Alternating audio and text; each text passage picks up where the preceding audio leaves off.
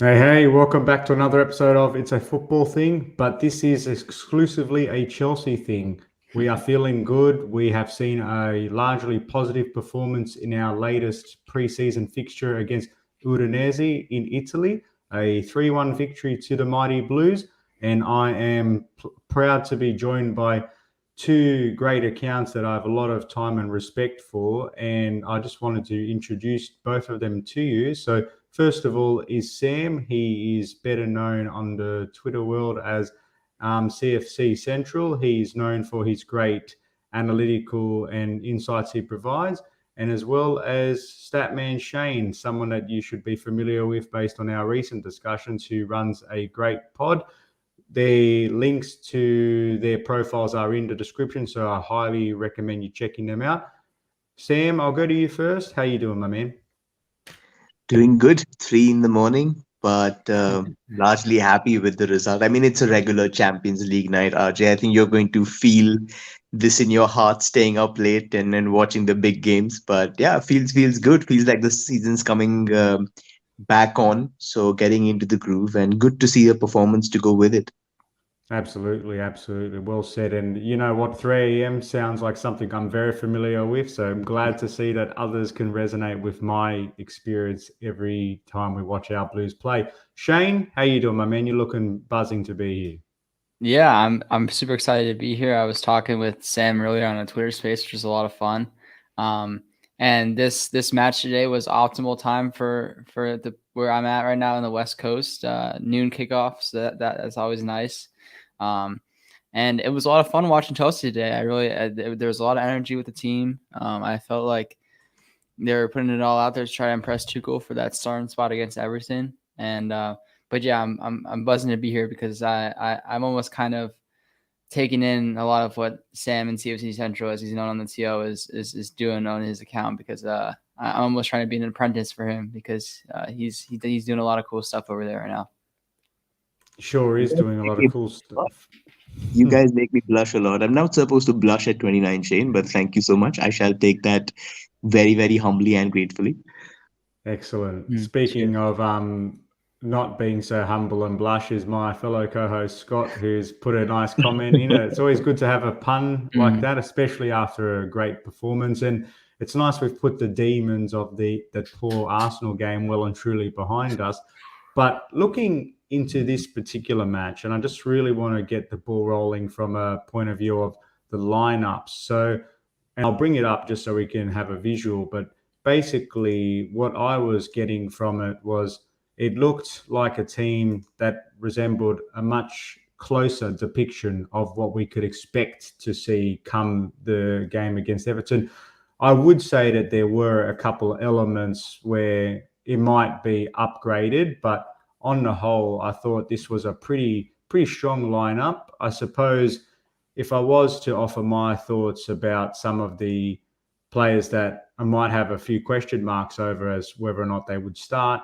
So players, for example, like, would I pick Alonso to start ahead of Chilwell for the first game? Maybe, maybe not, because he is a seasoned campaigner. We do know the goal threat he offers, but we know the limitations he has in terms of his lack of speed and agility relative to Ben Chilwell, of course. But overall, the midfield composition was quite interesting, and we'll get into that. But holistically speaking, as a starting 11, I was pretty pleased to see that. And I'll go to you first, Shane. What were your initial reactions when you saw that lineup get released? Yeah, I was really happy, as yourself was, RJ, because it seems like Thomas Tuchel is taking this match very serious, because let's face it, this is our last, real preseason match before the Everton game in just a little bit over a week. So I was happy to see a lineup that would somewhat resemble our first team.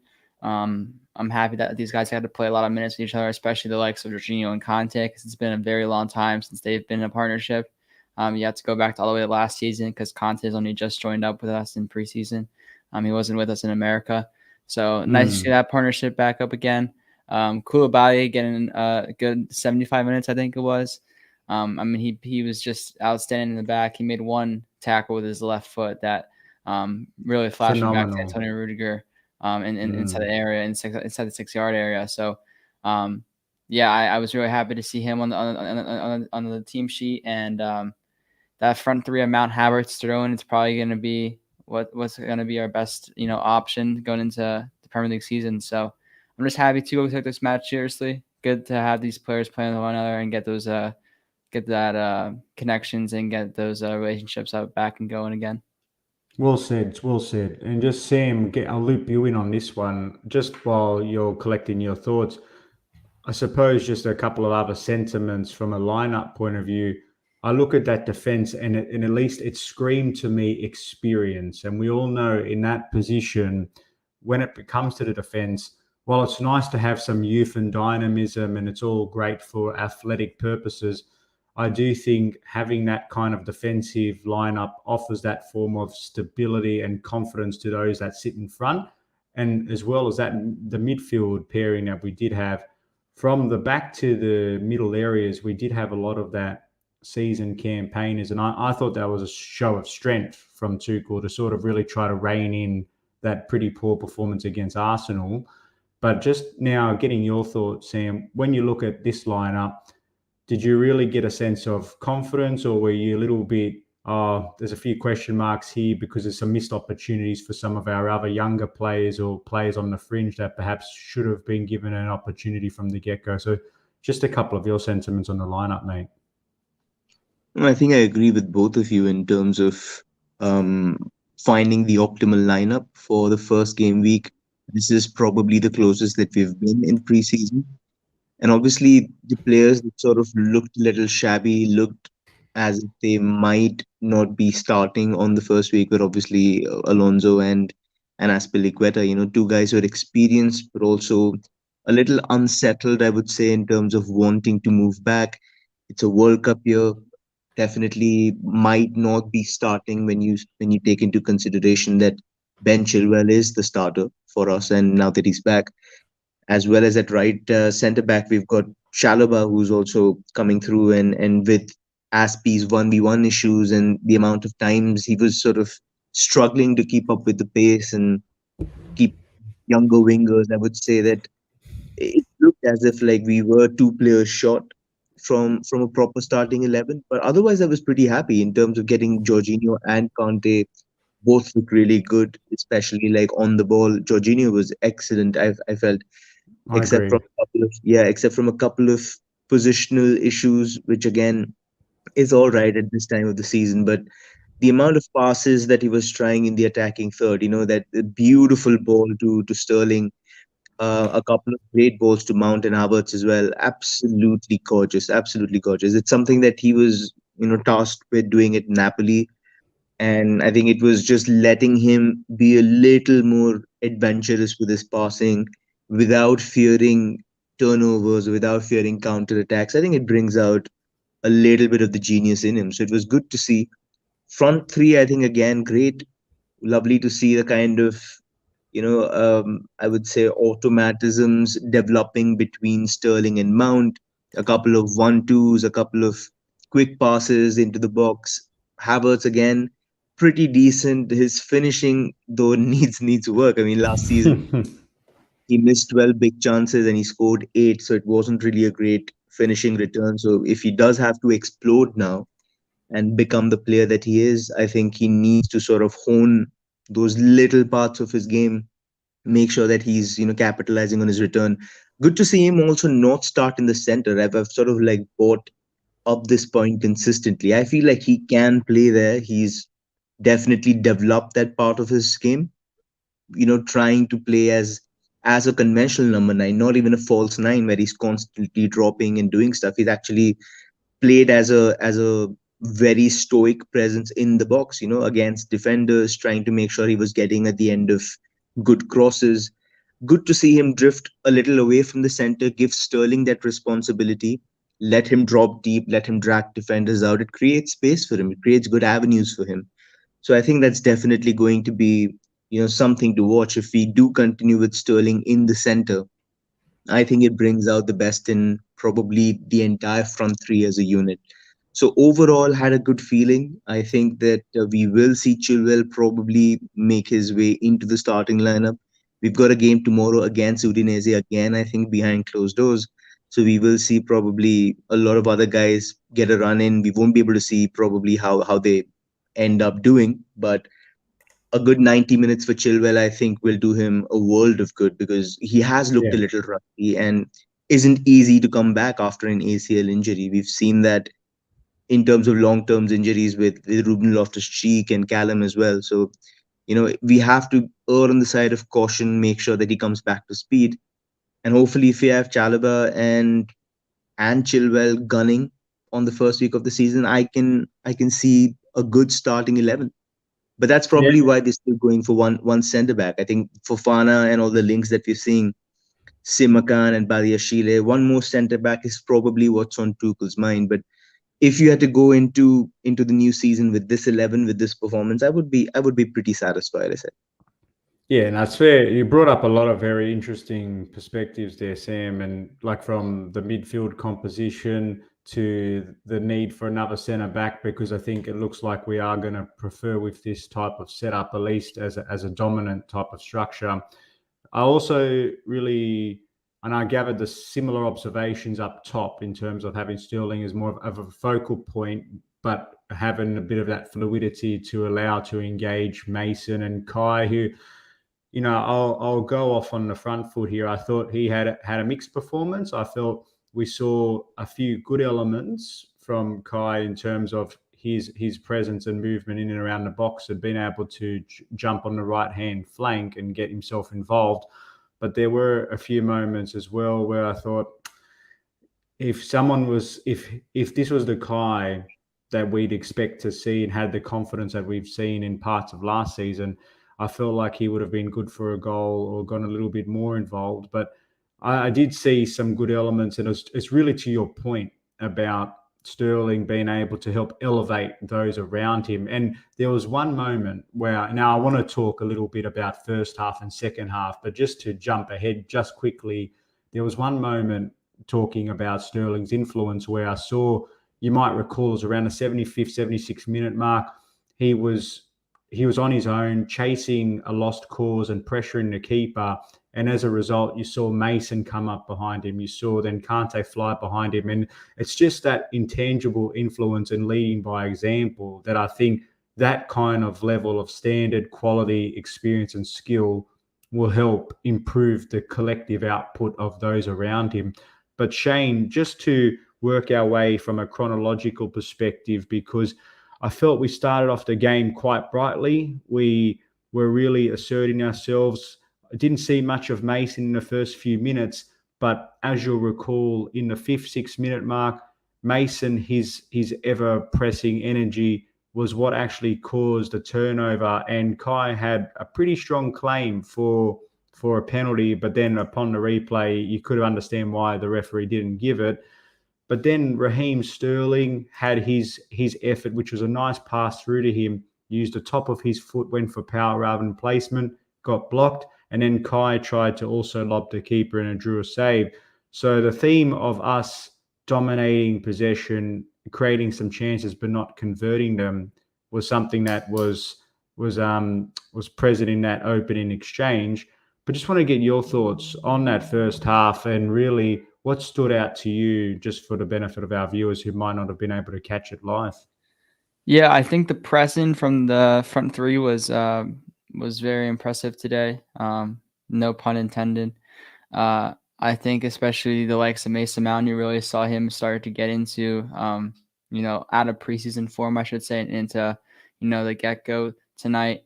Raheem Sterling as well, they were chasing after balls, the goalkeeper. You even saw the likes of, N'Golo Kante, coming up and, like you mentioned, RJ, into the 6-yard box area and pressuring the goalie. So I think that was what most stuck out to me, especially in that first half. I think we lost a little bit of that energy in the second half.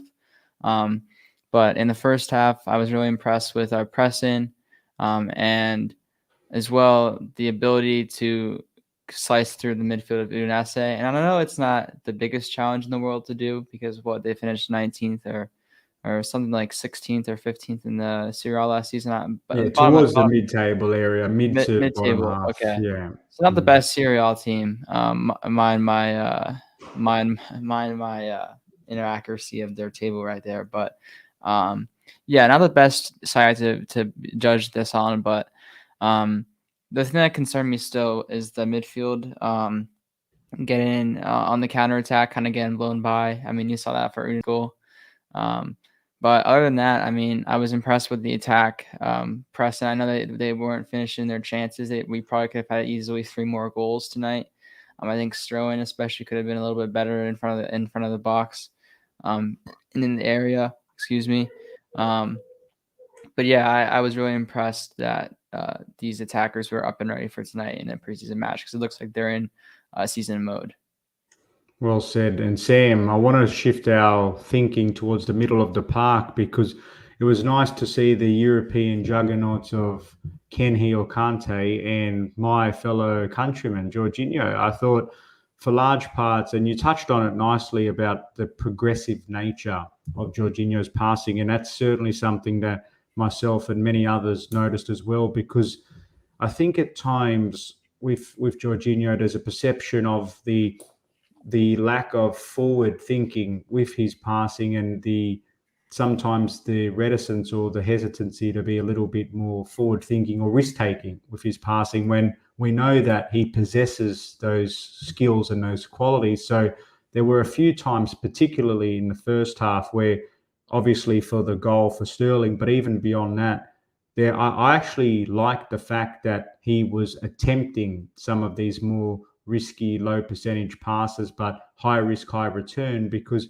while it's nice to connect the dots and be rhythmic with your passing to help build up the play, I think sometimes when you're up against a well-organized or a bit of a pragmatic defense, sometimes you have to be a little bit more risk-taking and try to do something that's a little bit more low percentage, just to really give the defense something else to think about as well. So just your thoughts on the pivot, because I thought they had a largely positive performance and a very strong impact in the first half, given Kante seems to only score rockets with his great driving run.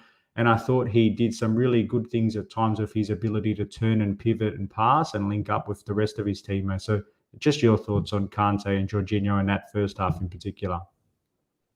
No, definitely. I think you hit the nail on the head. I mean, they're a Champions League winning pivot, and they're absolutely, great when the occasion demands it, especially on the ball.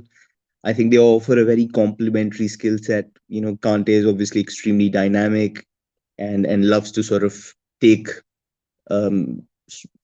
precedence of the situation when the play is sort of asking to be accelerated. He's somebody who will break through lines, will carry it, will make sure that in those high chaos moments he delivers really, really well.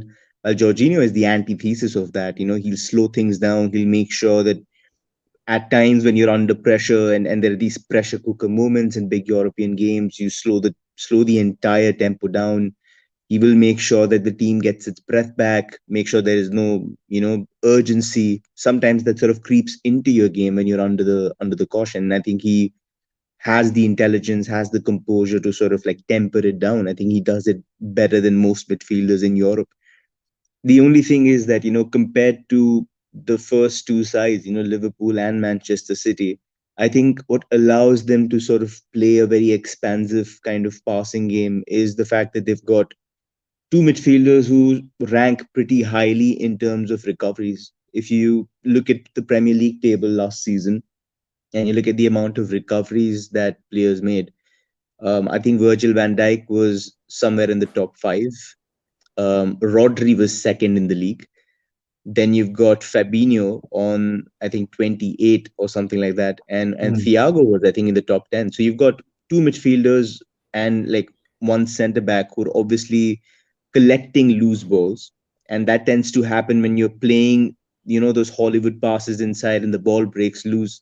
You've got to have a profile of that kind of a player that's able to attack the second ball, recycle possession, make sure that no counter attacks take place. And it's something that we're lacking, because it's evident when the ball breaks loose, that's exactly when we're vulnerable. We sort of have two midfielders who don't really, I think they're individually very good, but in terms of the balance together, it's just all three of them look really good when they're in advanced positions. Kovacic, when you look at Jorginho, when you look at Kante, all three of them want to play on the front foot. Nobody wants to be waiting in front of the defense to cut counter attacks back. We don't have that profile as yet. Like I was mentioning the league positions, the first midfielder that features for us is Jorginho at number 50. So it is quite some way back in terms of finding somebody who can make those recoveries. Obviously, in terms of athleticism, he isn't the most blessed of athletes, but in terms of intelligence, in terms of pressing, making sure that he exerts the right kind of pressure to prevent a forward pass, he does those things right. But we're still lacking that presence that will allow, I think, a little more risk factored into, say, a Reece James crossing from deep, or a Mason Mount trying the kind of through ball that he pulled out against, a Lille, for Callum Hudson-Odoi in the Champions League and under Lampard. So I think it will sort of take a little time for us to get a little more adventurous. Maybe the right kind of profile comes along and makes us more confident into playing those passes, because it was obvious last season that we weren't that confident. We do play a back three for a reason. We aren't designed as such to handle transitions in a back four. So we tend to sort of concentrate numbers at the back, make sure that we aren't attacked when we are vulnerable. So I think it will take some time, and this was a promising sign, because we have seen Kante and Jorginho play before, and we haven't seen this kind of adventurous route being taken by Jorginho. Could very well be just pre-season, and Tuchel saying, you know what, go enjoy yourself. I mean, and that's my fear, because I think I much prefer Jorginho when he's doing these kind of things. He has that in his locker. When he was playing under Sarri, he was excellent. He was creating an incredible number of chances as the deepest in a three-man midfield. So give him the license to do so. And if it leads to a little more, chances for the opposition, it's fine. I think the benefits massively outweigh the risk that you're taking. Yeah, I love listening to that, because I'm a risk analyst by trade, and it's funny because recently I was on a stream with Hebar and Travis, and I know you guys know them quite well, and we're talking about the whole midfield composition and the conundrums it presents, because the way I kind of look at it is you've got three highly talented individuals that, depending on the style of the opposition or the circumstances, that depending on the partnerships, they can be highly effective. But on a sustainable long-term basis, they have yet to demonstrate an ability to really ensure that we are a genuine title-winning team, because it's such a pivotal area of the pitch, no pun intended. But it's one of those situations where the profile, and the word I'm going to use is, and I like to use it quite often, is getting the balance right. And the balance meaning we saw it again. We saw it in the first half, because for all of the dominance we had, for all of the chances created, for all of the fluidity, movement, controlled possession that we're used to seeing, and it's been something that was quite positive this morning, because it wasn't just possession for possession's sake. We were creating chances, but for all of the good elements created, we saw in a couple of moments where, when the ball isn't going the way we want, or there is a moment where you create a bit of disjointedness, we are exposed on the counter. And even before the goal, there were a couple of opportunities. Had a better pass been played in, we would have conceded in all likelihood. So the goal itself was a very cheap turnover. But just how does that link back to the midfield? Well, the very rudimentary answer is because there was no presence in that midfield that helped shut down that long-standing run. And Mason Mount, people were saying, well, he should have done better to close him down, but he did good enough to even be able to keep tracking him. And there was a bit of confusion between where should have Jorginho and Kante been? Should the defenders have pushed up? So there was obviously a communication issue, which I'm sure Tuchel will have part of the video analysis to improve should a similar situation arise. But it just comes back to that point where, when we're dominant and we're creating these chances and we're not converting them, we sort of fall into this bit of a rhythm where we start to naturally push forward, or you see Kante be a little bit more advanced and hang on the right, or Jorginho start to be a little bit more comfortable and deviate away from the center to play those little short triangles and cute passes. But once we lose the ball, all of a sudden there's a massive hole that gets opened up, and when we're in big trouble. So I think just trying to be very measured in how we've played. There were a lot of good elements in that first half, but there were those few moments of concern that I'm sure we're going to need to address. And just want to address this comment that's come in from the chat. So thanks, by the way. Did Broya play? No, he did not. He wasn't part of this setup. Harvey Vale was, and this is actually a good segue to jump into the second half, because as we all saw, Chelsea took a deserved 2-1 lead heading into the break. Should have been at least a 2-goal lead, but entered in 2-1, and then got the second half underway. And I thought we started off quite brightly. We saw Jorginho again play another incisive pass to Mason Mount, who had his shot parried across the goal from the keeper. And then past that, we had a couple of moments. One of my highlights actually was when Kante received the ball in the centre, turned, dribbled, shot, and forced a really sharp save. So I just thought overall it was a really bright start to the second half. And speaking of bright starts, the sun's coming in the background here. So it isn't your camera playing up. It is 7 o'clock in the morning here. But Shane, how did you think of that second half? Because I know you mentioned we had a bit of a drop off there, but what did you like, and what were some of the elements you thought we could have improved on? Yeah, I think Udinese had a lot more firepower on the counterattack. And I go to Chelsea Database's comment a little bit earlier, talking about how he was surprised with how class Conte was tonight, and he was. But then that last part, hopefully he stays fit. And I just want to drop this little tidbit in here because it's one of my favorite, but also least favorite nuggets to say. Since the start of 1920 campaign, N'Golo Kante has suffered 15 injuries in that time, which is averaging about 5 a season. And you could see still a little bit lacking with him and Jorginho on the counter press. And that'd be my only area of concern, I think, for the second half. I was really excited with the way that we were creating chances through Reece James. I think Azpilicueta was bombarding up the pitch as well. But yeah, I'm still a little bit worried about our midfield. I mean, I even though Conte had a really great game tonight, I still feel like you used that word balanced a lot, RJ.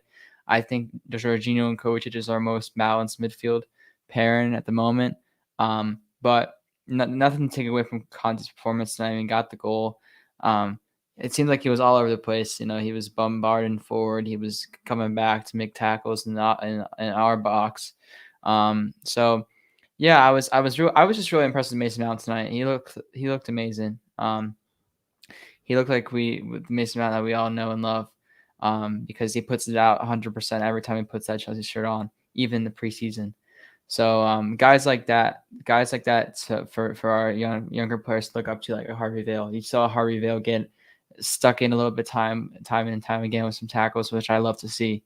It's that passion from the Chelsea Academy players. That's that 1% extra that really goes a long way. So Sterling as well. Impressed with Sterling. I think him being in a more central role tonight helped him a lot because he wasn't really isolated like I think he was against Arsenal and like he was against Charlotte when he came on. He had more of a free flow and fluid role, which I think all the front three had more of a fluidity tonight to it. But yeah, I would say really impressed with Mount and Sterling. Still a little bit concerned though of our midfield, and even if that Jorginho Kovacic midfield pivot is all that balance as well. Well said. Now, Sam, I'll bring you in because the way I look at it between the two halves, I thought, again, very dominant first half, lots of chances created, similar ebb and flow in the second period, but there were a couple of occasions in that second stanza where I thought, we're seeing the same problems of old, where we're just really failing to capitalize on that dominance. But then it was nice to see a couple of fresh faces be given an opportunity. So we saw the likes of Billy come on, we saw Hudson-Odoi, we saw Vale, And of course, Emerson came in at the back to give Koulibaly a rest, and Kennedy too, to keep his pre-season minutes ticking along. So just your thoughts on the substitutions and the impact they had, because obviously we saw Callum get a nicely worked assist then at the end for Mace, but just your thoughts on the impact of those substitutions. Yeah, I think it was overall, I think compared to the car crash that we had against Arsenal, I was just really, really happy to see the sharpness come back. Again, the result isn't really, the priority right now. I was just really happy to see the volume of chances that we were creating, the amount of positions, sort of like the zones that we were getting into, and all these little things that we couldn't do through the entire preseason in the United States. I think it was just great to see a little bit of understanding, a little bit of that telepathy that you need between your attackers. It was good to see that sort of in full flow, especially in the first half. Obviously, I think the changes were good. Getting a 15-minute sort of cameo for a couple of those guys, seeing Hudson-Odoi, seeing Harvey Vale sort of come on. But I think it was just overall nice to see that the first 11, like as close to the first 11 you could get, coming onto the field and showing some semblance of being a unit, because arguably this is our last chance to get our bearings right before we get into the new season. And I think it is a good cause for optimism. They look fitter. I think Reece James could still need a few 30, 45 minutes in his legs. He still looks a little off the pace. Agreed. But yeah, agreed. He looks second best in terms of like getting into a foot race. Didn't really look his fluent best. But I think getting probably like half a game somewhere would have done him a world of good. Maybe this game also, at the end of this game, I think he goes back thinking, all right, first game of the season, probably ready to do so. But yeah, I was just thinking of before when you guys were talking, I was just jotting down in terms of in the game tomorrow, if these guys, like if the second team had to play, it is quite an interesting team. I mean, you see Armando Broja, Pulisic, Ziyech in midfield, Kovacic, and probably Ruben, or if Billy gets another chance, Billy. Then you've got Emerson, Malang Sarr, Levi Colville, Ethan Ampadu. Quite a good lineup, to be honest. I mean, I would have loved to see the game and see, Gallagher, all these guys sort of figure out how the second team fares, because I would love to see, obviously, Chilwell, how he performs in those 70 minutes. I think he's going to be key. And I think that the right centre back slot is sort of up for grabs. I think Aspi will still leave. I think Barcelona are pushing to get that deal over the line. I think he wants to go back home, and he's on every right to do so. So I think it'll be important to see who grabs that right centre back role, or even if we don't get another centre back in, does Koulibaly move there and we see somebody else at left centre back? Does Malang Sarr get a look in? Does Levi Colville get a look in? So I think that's going to be very interesting if we do not get a second centre back this window. But overall, I think it was just the perfect sort of dress rehearsal to see how your 11 is shaping up. I think we did pretty well. Again, the finishing could be better. A lot of aspects could be better. But I think overall, I'm just really, really happy to see that there's things are coming together, especially with Raheem Sterling. After seeing a very static front three, I think with Lukaku sort of not moving properly and sort of stifling the other movements, and us trying to move him as a reference point, and we sort of got found out. I think it's going to be very difficult for sides to figure out what exactly we are doing this season. So I think I'm definitely very optimistic in terms of looking forward to it. In terms of the old mistakes, again, I think it's probably because it's the same issue. We've got the same midfield that likes to press, that likes to be higher up the pitch to make sure that we recycle possession. And the amount of times Deulofeu could drop between lines and catch us on the counter. I think the 36th minute, Koulibaly made an absolutely beautiful tackle. And you could see that, the same issues in terms of being caught out of, on the break and just on the transition. I think it was one of those old issues that keeps popping up. And that's not going to fix itself unless we get somebody who's willing to be a little more conservative, or somebody who's even more adept at, closing down those situations. I was mentioning about the recoveries part. I forgot to mention there is somebody above Jorginho in the Chelsea side. I mean, Thiago Silva, yes, but Conor Gallagher ranks above Jorginho in terms of recoveries in midfield. So if you do bring him in, if you do find a way to sort of slot him in and make sure you've got a very hyperactive midfield of Kante, Gallagher, and say Mason Mount, another guy, maybe Kovacic, then you can try and play that recycle possession and keep up the pressure until someone breaks. But overall, happy night. Happy indeed, James. And I know Sam just touched on a lot of very good points. I think the one thing that really stood out to me, because we got a good question from my friend Butchie from the Football Capital, fan of the show, about the forward-looking question, and we'll touch on that. But just on some of the sentiments you shared, Sam, just then, and I'll bring Shane in on this. I thought for me, I was very optimistic after watching that game, and it was nice to know that we put the demons of the past games. I would like to treat that as a bit of an outlier performance. I'm conscious that this was only one game as well, so it's a praise in isolation type of effort, as our friend Matisse likes to say. But I think from what I could gather, so from a key takeaways point of view, I really liked the defensive organisation that we had through the experienced personnel we picked. I really enjoyed the fact that in our midfield setup, we did see a lot of inherent confidence in the style that we approached it with. It was nice to see, like I said, Jorginho being more progressive, Kante not being afraid to quickly receive the ball, work in tight spaces, and use his natural strength of his strength and speed to be able to burst through players and even have a couple of shots. So I want to see more of that this season, because for all of the strengths Kante brings, something that sometimes can be a source of frustration is he finds himself in these really promising positions but doesn't back himself to pull the trigger, which the players like your Conor Gallagher, we know that is a key strength for them, to be a pure goal-scoring midfielder in and around the box. But the real thing that stood out for me is that both the signings that we have, Sterling, which for those that are listening, either in the live chat or will watch this back afterwards, because it is quite late in the UK and other parts of the world, Sam produced a great detailed analysis video, which I saw late last night in bed, about a 30-minute review clip of Sterling, which is phenomenal. So go check that out on his page. But in terms of Sterling and his ability to bring the best out of the likes of Mason and Kai, because as I've shared with many people, we don't know what Kai Havertz is yet. We've seen what he can do in Germany. I still personally am of the view that I think he is better. That's in a position where he drops a little bit deeper in a more of a cam attacking midfield / right-hand side.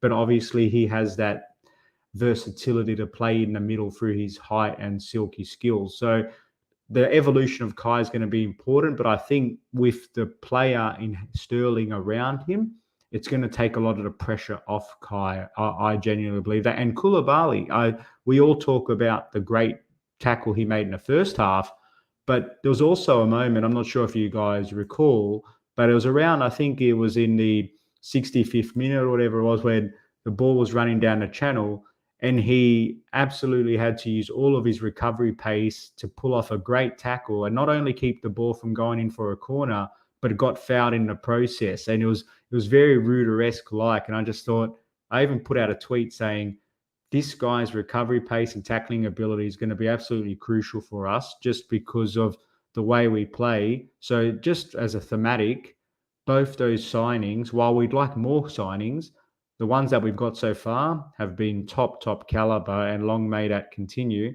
But Shane, just to bring you in on your thoughts now, looking ahead, we got, as I said, a question from the Football Capital. Are we worried that we are not ready for the start of the season? So obviously our first game is against Everton, and obviously club icon Frank Lampard at the helm at Goodison Park. We don't have a historically good record at Goodison Park. So just your thoughts when you think about what you saw just then, the game coming up, because I think Everton did have a win, if I'm not mistaken. Feel free to correct me, but they just played as well. Your thoughts about Chelsea's preparedness for our upcoming fixture, notwithstanding we've got one tomorrow morning. Yeah, so this might be a bit of a cop-out answer. I'm not really scared for the start of the season. The fixture, That's a good answer. The fixture list isn't the most demanding, I will say, compared to last season. And also, but what I am scared about is the meat and bones of the season, which is the November to January period, because this Chelsea side have shown time and time and again. And I put a tweet about this out today on my account. Like, when we have had to rely on squad players to fit the system that Tuchel is trying to build, these player profiles are dramatically different from our quote unquote starting 11 week in, week out. I mean, even if we even have one per se. So I'm scared about when we have to give players the rest, when we have to give the likes of Sterling a rest, a Mason Mount a rest every now and then.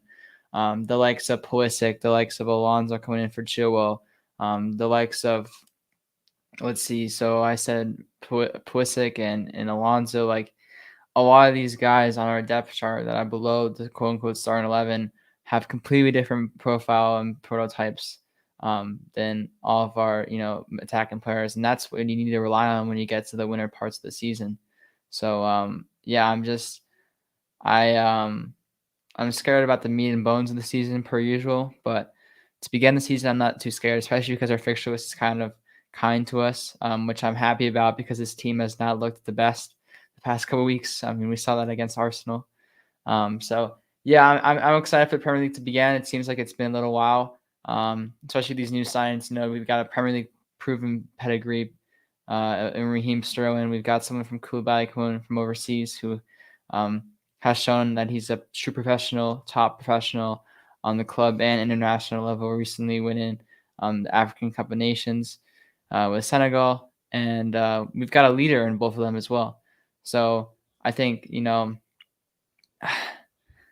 the dressing room should be in good shape. It'd be interesting to see if Azpilicueta does end up leaving. I don't think Tuchel wants him to leave. I'm pretty sure Azpilicueta himself does want to leave. So I was interested to see him play today. But yeah, I'm scared that when we have to rely on these squad players that they won't be able to show up once again. And there's still a big overhaul that needs to be done with outgoings as well. So until I see that, I'm still a little bit scared about this Chelsea team. Well said. There's a lot of moving parts, and this is the issue with having a transfer window that transcends into the start of the season because you don't have clarity. But I suppose from our perspective, given that we have unfinished business, we have certain outgoings that we'd like to see, we have certain incomings we'd like to see, having the fact that we've got that extra buffer to make things happen could, in this particular circumstance for our club, be really advantageous. So it'll be fascinating to see with Todd Bowley, Thomas Tuchel on the board, how effectively and efficiently they can make these deals happen, because that will obviously go a long way in terms of how quickly we adjust to the Premier League season, but not just how quickly we adjust, but how sustainable we can maintain any good form. Because as Sam, yourself, others would have noticed and recall, last season, we were all guns blazing. Then we got a couple of key injuries to certain personnel, Ben Chilwell, Reece James at times, Kante with his recurring injuries. And all of a sudden, for all of the great form we had, that quickly diminishes because we just simply do not have the same level and quality of squad depth that Manchester City and Liverpool have. And that's just a bit of a reality at the moment. So, look, I really want to get Sam's thoughts on this as well, because Adam Newson tweeted out earlier, and as we know, Adam Newson, Chelsea correspondent for Football London, talking about tomorrow's lineup. One thing that got me really excited, Sam, that you brought up was reading out the prospective names that Adam also shared. So tomorrow's likely lineup will be Kepa, Chalobah, Ampadu, Sarr, Loftus-Cheek, Kovacic, Gallagher, Chilwell, Ziyech, Breuer, and Pulisic. And what I'm excited about is the fact that we saw a very positive performance. And after I ask this question, I'm going to get your thoughts on your player of the match. So have a think about that. What gets me excited is that we saw a really positive display tonight, but equally, we've got another game tomorrow. And because this wasn't a perfect effort, there's room for improvement. I'm really keen to know and see how good or not good tomorrow's lineup goes, because I think we can all agree that there's not too many positions in this squad that are fully crystallized, i.e., there are still plenty of spots that are up for grabs. So, Sam, just your perspectives on the football capitals question about, are we worried that we're not ready for the start of the season? And then I'll get your thoughts on who your player of the match was for tonight.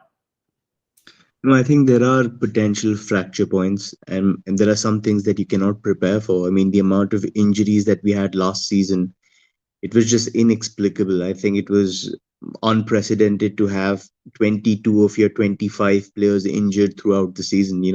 At one point in time, all three of our first choice midfielders were completely out. Jorginho was playing with painkiller injections despite having a back injury.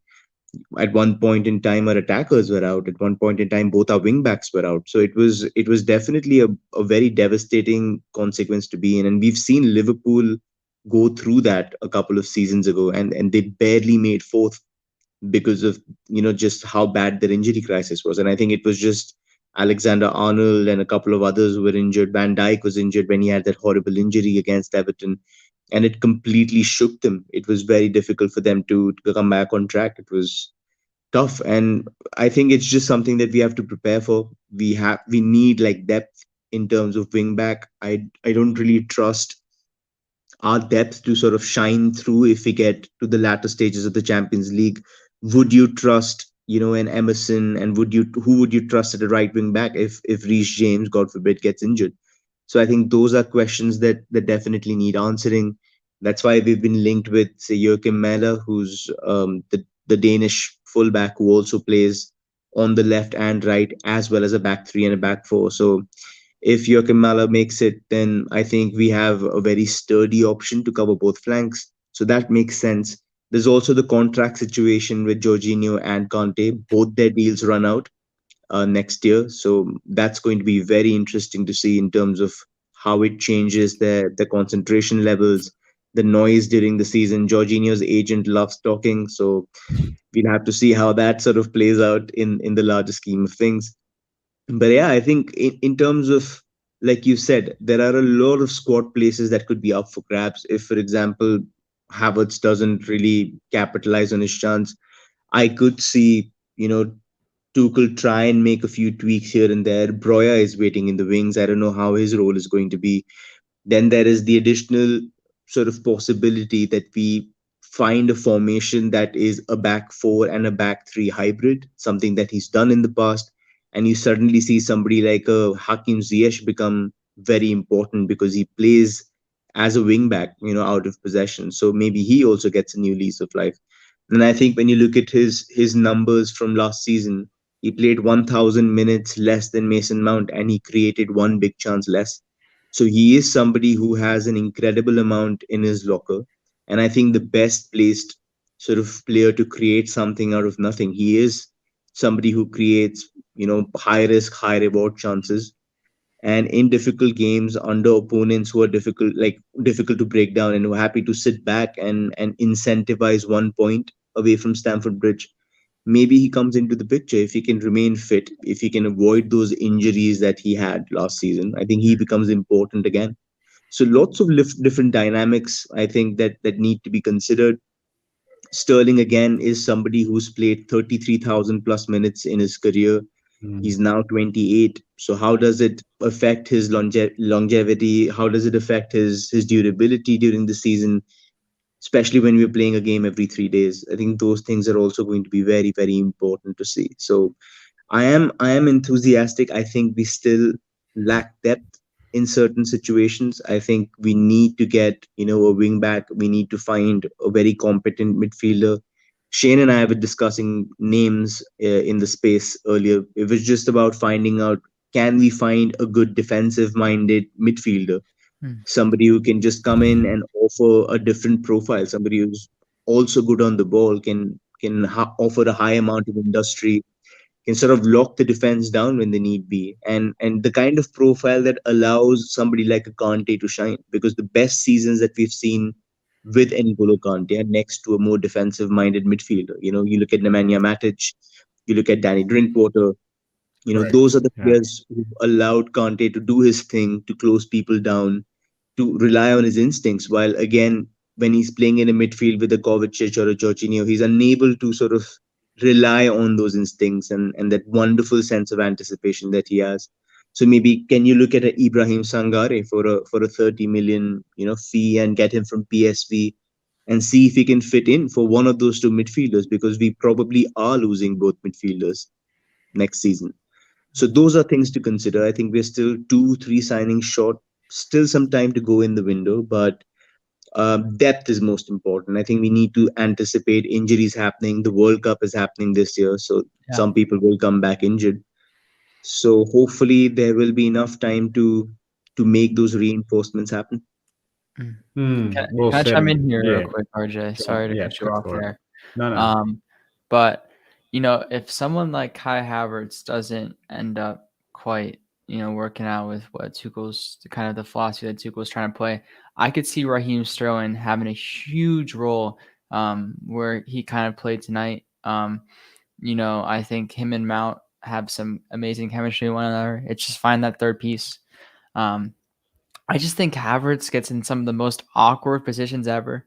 Like in the attack, he puts himself in terrible positions to score. It seems like he's always on the byline trying to put one across the face of the goal. And I think we're missing that third piece of the attack. It could be a Pulisic, it could be a Ziyech, but I think Sterling might have a big role in that fluid kind of false nine place that he kind of excelled at Manchester City last season, especially.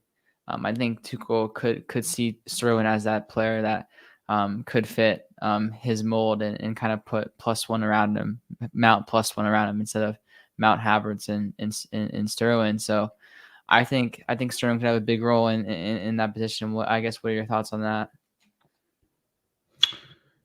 Yeah, it's interesting. It's interesting because again, as I said with Kai, I'm not clear in my own mind what he is at this stage of his career. So I think he's someone that he has obviously a lot of potential. We've seen him deliver on that potential in spades, but then we also see remnants of a young player still trying to find himself. So I think someone like Sterling, as I mentioned, with the quality, experience, the movement and versatility he brings, because of his natural quality, I think with someone of Sterling's natural quality, it'll help alleviate some of the pressure on Kai. But at the same time, you kind of hope that the unintended benefit of someone like Sterling is that he will help demand that level of expectation and improvement from those around him. And that's what I'm really hoping for. And the same thing with Koulibaly, because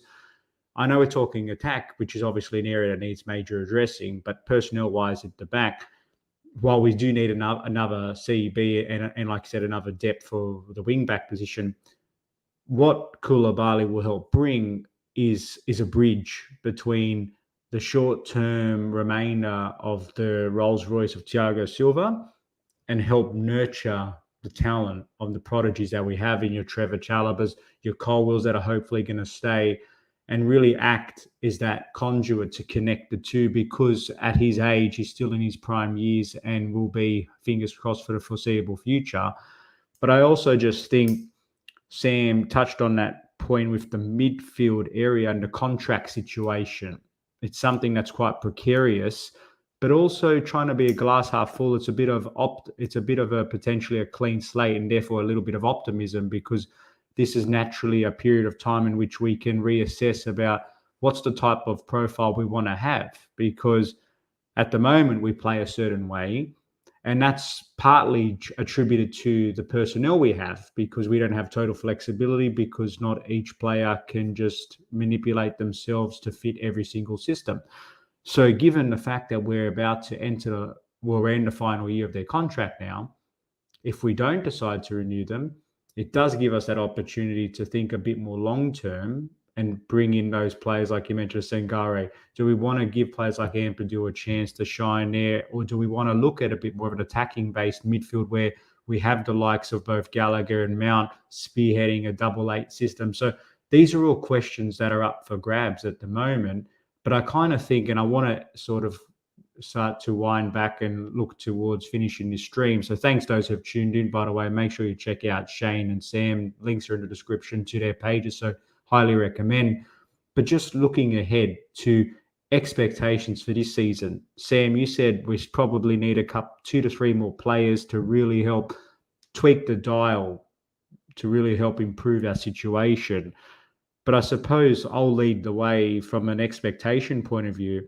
The context is Manchester City, a well-embedded squad, phenomenal manager, significantly strengthened with the likes of Haaland that's come in. Obviously, losing Sterling and Zinchenko is not going to help them, but I still think the juggernaut that they are, they're a much more mature, well-embedded unit, and therefore will definitely be one of, if not the leading favourite for the Premier League this season. Liverpool retained Mo Salah, brought in Nunez there. Obviously got Diaz starting to find his feet again. Another strong contender to win the Premier League. Tottenham significantly strengthened under Conte. Arsenal as well have also brought in some reinforcements and have appeared to find a bit of an identity. So expectation-wise for me, what I'm looking for is hopefully we get a little bit more of a risk, a bit more of a risk-taking philosophy on the ball while trying to maintain that stability at the back, given that we've lost Rudiger and Christensen. But expectation-wise is hopefully improve our goal production and creation. But overall, I'm just really hoping that we can consolidate our position in the top 4, hopefully top 3. I don't expect a title charge based on what's going on around us, but just really want to get your perspective. And Shane, I'll go to you first. What are your expectations knowing the current circumstances? Yes, we can buy a few more players, but as it stands, what would you expect success to look like this season? Yeah, expectations is the key word here, because I think Chelsea fans can put themselves in a position to easily be let down. And sometimes you have to face the facts, and the facts are that the teams that were so far ahead of us already have improved, like you mentioned, RJ. The teams behind us have improved massively, especially someone like Spurs. Even, let's not rule out a team like Manchester United finishing in the top 4 this season.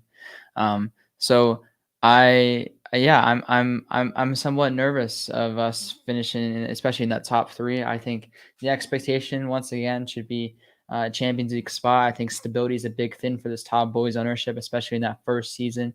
I think stability with, when getting into the Champions League, getting that revenue from finishing in those top 4 positions. And I think 75 to 80 points would be a success for me. We haven't reached 80 points since the 2017 season when we last won the Premier League title. So I think 75, maybe 80 points would be a great season in my opinion. And we'll just have to see how far behind that is of the Premier League title and the Premier League champion. But yes, man, in that top 4, hopefully for Bowley and Co. would be my expectation for the season, because I think we're still in a rebuilding process. And like you said, I would hopefully like to see Tuchel, put some more risk reward tactics in play. Love it. And Sam, your expectations, my friend?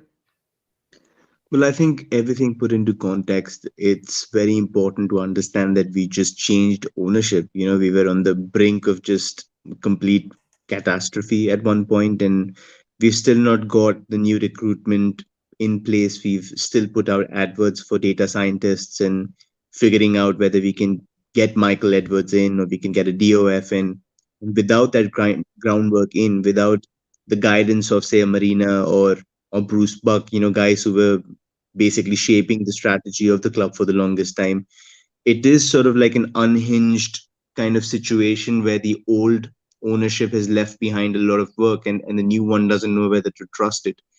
So obviously it's definitely going to be like with the Koundé saga, for example, that became very evident, where the club had scouted him for 2 years and we basically toyed with the idea of getting him and then eventually just let him go to Barcelona. So I think those conflicts were definitely going to be there. It's a time of change. I think, like Shane mentioned, it's very important for consistency, for stability to come in. So the best thing that I can see this season is, like, when I look at our side, I look at a very, very good cup side, a knockout club side. I think it's proven in our record in terms of the Champions League and getting to like FA Cup finals consistently. We are very, very difficult to knock out when there is just no points but just victory at stake. I think we tend to do that really, really well. Plus Tuchel obviously being somebody who has a tactical blueprint for every side, he tends to go game by game rather than have just one strategy to rely on. So I think a good Champions League run somewhere around the semi-finals, or you never know. We're a club that sort of thrives in chaos, so we might just go and win it. Who knows? But a good sort of result would be to try and get a domestic trophy. I would say FA Cup would be nice to sort of make sure that the fan base isn't too agitated. Get a trophy, make sure that we've got that domestic cup in the bag, make sure we get a Champions League spot, a good Champions League run.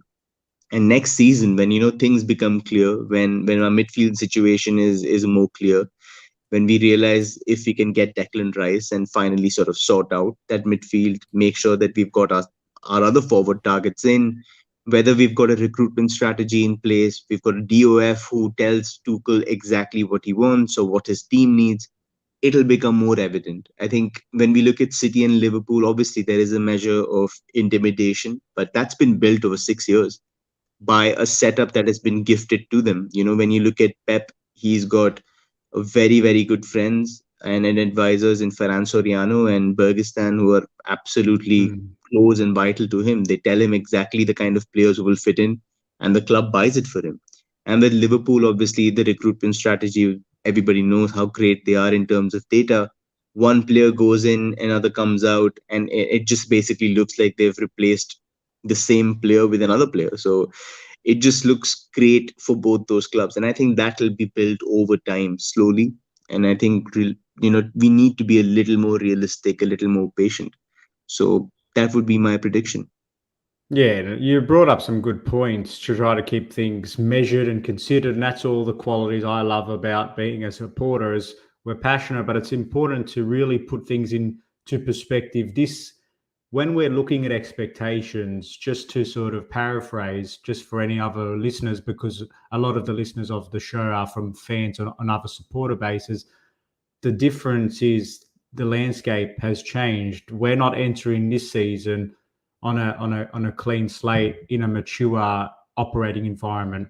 Like you've said, we've just had a significant change. We have new ownership, no director of football. We had the sanctions, which put us in a bit of a disadvantageous position to try to get things going from a transfer perspective. So when you think about it, trying to help prepare the team for their on-field objectives, there's so many off-field priorities that need to be addressed that, it's not trying to make excuses or set caveats in place. It's really just providing that framework that when you think about the bigger picture, there's a lot of concurrent moving parts. So as a supporter base, when you don't have someone that's signing straight away, or there's a missed opportunity, or we do inevitably drop a result here and there, a lot of it is because we've had to manage these concurrent priorities. So I think you brought up some really, really sensible points there, Sam. Now, I'm conscious we've just hit over the hour mark, and I know it's about 4 a.m. in the morning for you, Sam. So I'm going to look to wrap things up. Just a quick fire question for you both, because it relates to this game. Who was your man of the match? And then the second question is, who is the player you are most looking forward to at the start of the season? Shane, go to you first. Wow, that second question is hard for me. The first one's not, though. It's Mason Mount. He's the best player on the pitch today. I'm not even going to say anything about that because I think the eye test showed that. Second question. I would say it would have to be one of the new signings, and I'm going to have to go with Koulibaly. I think that he's going to really show the Premier League that he's one of the best center backs in the world, and he's going to announce his name. He's going to announce his brand to the Premier League, and hopefully Senegal can make a run in the World Cup. I think that would be great as well. Captain in their side after an AFCON victory. But yeah, I just his ruthlessness, his efficiencies, his leadership, I think, has already shown just in this short amount of results and performances that we've been able to see in the small sample size, some might say. And I think it's only going to grow exponentially throughout the Premier League season. I think it's going to be a very key asset to our side, especially when you have to replace a guy like Antonio Rudiger. So I'd say Koulibaly. I bring it on, man. I'm so excited to see him in the Premier League. Well said, Shane. You heard it here, folks. You know Shane likes Koulibaly more than Sterling. No, just kidding. He didn't say that. But it was a quick fire question, but I like the explanation. Sam, your man of the match and player that you're excited about at the start of the season to analyse. Tough. I think in terms of man of the match, I would either go for Koulibaly or Kante, one of the two. I think both of them showed, Koulibaly was absolutely phenomenal. I think he didn't put a foot wrong. Really, really good in terms of showing his recovery pace, making sure that he was level-headed in dangerous situations. Very good defensive awareness, everything that you expect from a world-class centre-back and somebody of his pedigree. And Kante, just because, I haven't seen him for the longest time. It's just like that friend that you haven't seen around, but you see him popping up at the supermarket. It's just so happy to see him. So I think definitely really happy to see how electric he is. And you tend to forget that. You tend to forget, whenever he's had these injuries and these little niggles for the longest time, you tend to sort of like get these flashbacks of just how world class he is. He's arguably one of the 3-4 world class players that we have, and phenomenal to see how great he is between the lines.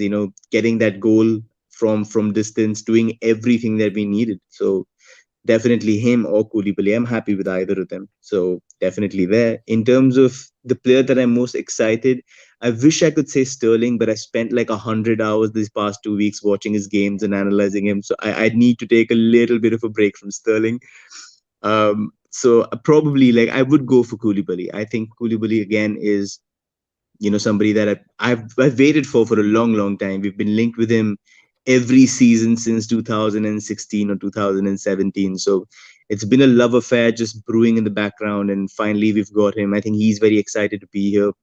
Great to see the bromance between him and Georgie, and a lot of I think a lot of making up to do in terms of coming at this point when it's exactly what we need. We need leadership. We need somebody to anchor that defense. I think he's also going to be the heir to Thiago Silva's throne, like somebody who's going to be that leader, who's going to organize from the back. So definitely looking forward to watching him a lot in the PL as well. Well said, well said. And just to split the man of the match decision, so I would have went Kante, me personally, but we'll say, Sam, you'll go for Koulibaly, so I'll lock in Kante. So we've got Mace, Kante, Koulibaly. They spearheaded our man of the match, but notable shout out to Jorginho as well, because I thought he played quite a good game along with Sterling. In terms of the player, I'm excited. This is a bit left field, but based on what we saw last season, had injuries not interfered with his progress, I really thought he had, our Croatian sensation. Yeah, he's just, I don't know how to describe this phenomenon. I just think he's a player that is waiting. He's on the precipice to just break out and prove just how good he is. We saw a little bit more progressiveness in his direct goal threat. He obviously scored that wonder goal against Liverpool, which is what I'm referring to, but it's more than that. We saw some of those great line-breaking passes. You remember the splitting pass he played against, I think it was Norwich, that great football, Aston Villa. Villa for Lukaku. Correct, the one where the curl around, but just this player here, because of the Kante Jorginho situation and their contracts, Kovacic has elevated himself to me as being a mainstay and can be such a pivotal player for the next several years. So I just hope he stays injury-free and he builds on from the season he had last year, because he can be so instrumental to success for our club. So he's hoping. But gentlemen, I am so grateful to have you both on unpacking that preseason game, because not only were we able to discuss the key takeaways from it, which for those that are watching after the fact, go ahead and watch the replay, because we went through some very detailed discussions, but it also enabled us to use the insights gathered from this game to look ahead. And that's what I'm most interested in, about taking what we've learned and how do we apply it in a future context. So just wanted to say an incredible thank you very much, particularly to you, Sam, for the hours that you've joined us here. It is after 4 a.m. But Shane as well, you've joined us from afar and you continue to be a great supporter of the show. Please follow our special guests, and I'll give you both a final word to give yourself a bit of a plug, what you're doing and where people can find you. So Shane, I'll go to you first. Yeah, so simply you can find me at StatmanShane on Twitter. I think that's the best place to see all my content. I host the Lad for Matthew Harden podcast on all platforms, Spotify, Apple Podcasts, whatever you listen to. You should be able to find it on there. That's once again the Lad for Matthew Harden podcast. And yeah, I've been doing a lot more on Twitter Spaces recently. So if you feel free to come on and hop on, I'd love to hear your takes on Chelsea. I was talking to Sam earlier today, and that was a blast. So hopefully we can have a lot more conversations in the future, Sam. Because today was a lot of fun. But yeah, I really appreciate the support from a young age. It's really great to get all these reps in and podcasting. This is what I'm doing with my career one day is talk about sports. So. But yeah, this was a blast today, RJ. I appreciate you having me back on the show, and hopefully we can talk very soon. Absolutely. And as I said to you offline, hopefully when you make the big time one day, you don't forget us mere mortals down here in down under Sydney. Shane, remember, RJ's your friend. Don't forget us here. But you're like my Frank Lampard. Yeah. Oh, mate, I'm touched. Well, we both, as you know, both Frank, myself, Koulibaly, we're all 20th June, so we're all part of a very special alumni. The legends, but yeah, absolutely. So we wish you all the best, mate, and keep flying high. And Sam, tell the viewers about all the great analytical work you've been doing. Brilliant work. Thank you so much, guys. I mean, pleasure to be here. I barely wake up at 4 a.m, have never seen what these hours are like. So, I mean, new experiences for me, but happy to do so for a lovely host as well as great company. So thank you for having me here. You can find me on CFC Central 3 on Twitter. Otherwise, I am a social media recluse. I generally don't have anything else. So please feel free to drop a DM or something if you want to have a conversation. Always looking to talk football with anybody, and had a great time with Shane as well. Shane, if I could ask you, how old are you? Yeah, I just turned 17 last month. Wow. Oh, wow. Fantastic. Incredible maturity.